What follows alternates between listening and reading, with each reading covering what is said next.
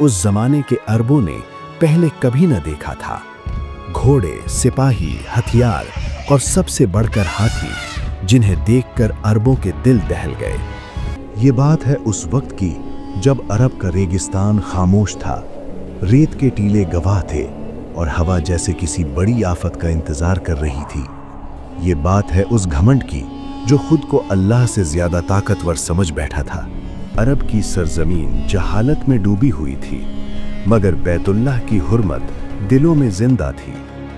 ये वही साल था जिसे बाद में अरब आमुल फील यानी हाथियों का साल कहने लगे, और यही वो साल था जिसमें कुछ ही अरसे बाद अल्लाह ताला ने अपने आखिरी नबी हजरत मोहम्मद मुस्तफ़ा सल्लल्लाहु अलैहि वसल्लम को दुनिया में भेजना था।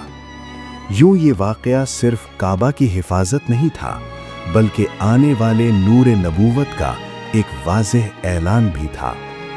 यमन में उस वक्त हबशा के बादशाह का गवर्नर अब्रहा अल अशरम था। वो ताकतवर भी था और गुरूर में डूबा हुआ भी। उसके दिल में ये हसद भड़क रहा था कि अरब के लोग बैतुल्लाह की तरफ झुकते हैं, मक्का का सफ़र करते हैं और वहाँ ज़ियारत के लिए जमा होते हैं, मगर यमन की तरफ किसी का दिल नहीं मुड़ता। इसी गुरूर और हसद में उसने सना के शहर में एक अजीमुशान गिरजाघर तामीर करवाया, जिसे कुलैस कहा जाता था। उसमें सोना, चांदी, कीमती पत्थर और रेशमी पर्दे लगाए गए ताकि अरबों की आंखें चकाचौंध हो जाएं और वो बैतुल्लाह को भूल जाएं। अब्रहा ने ऐलान किया कि अब अरब बैतुल्लाह के बजाय उसी गिरजाघर की ज़ियारत करें, मगर अरबों के दिलों में काबा की जो मोहब्बत थी वो किसी ऐलान से ख़त्म न हो सकी, बल्कि ये बात उनके लिए तौहीन बन गई। रिवायतों में आता है कि कबीला किनाना के एक शख्स ने गुस्से में आकर उस गिरजाघर को नापाक कर दिया।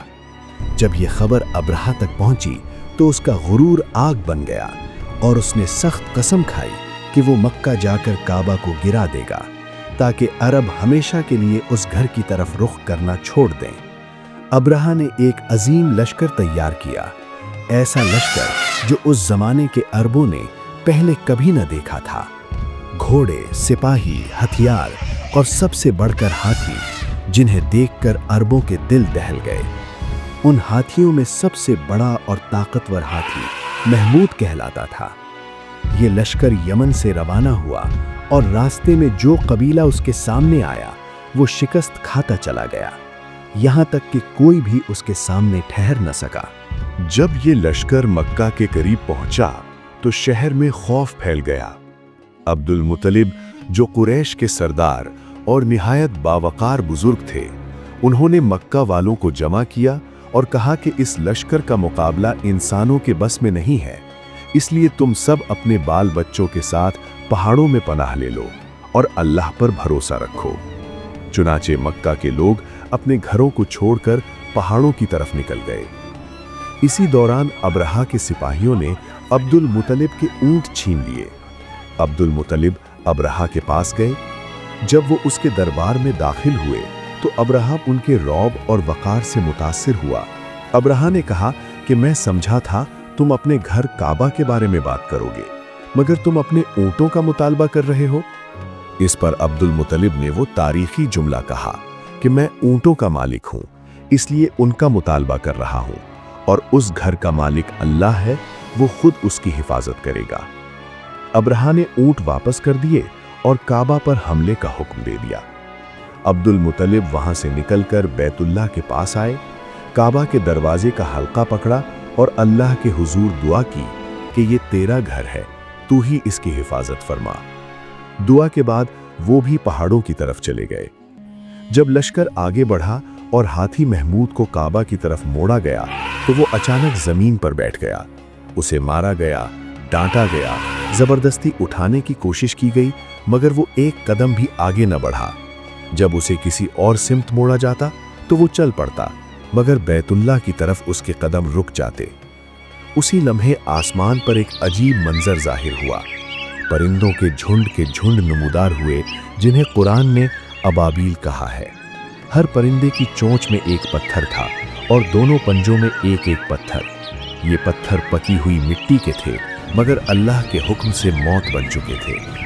अबाबील परिंदे लश्कर पर टूट पड़े। जिस पर पत्थर लगता उसका जिस्म गलने लगता, गोश्त झड़ जाता और वो चंद लम्हों में इबरत का निशान बन जाता। पूरा लश्कर तबाह हो गया और अल्लाह ने उन्हें खाए हुए भूसे की तरह कर दिया। अजाब के बाद मैदान में अजीब खामोशी छा गई। टूटा हुआ असलहा, गिरे हुए सिपाही, बदहवास हाथी और उड़ती हुई गर्द, सब कुछ थम गया।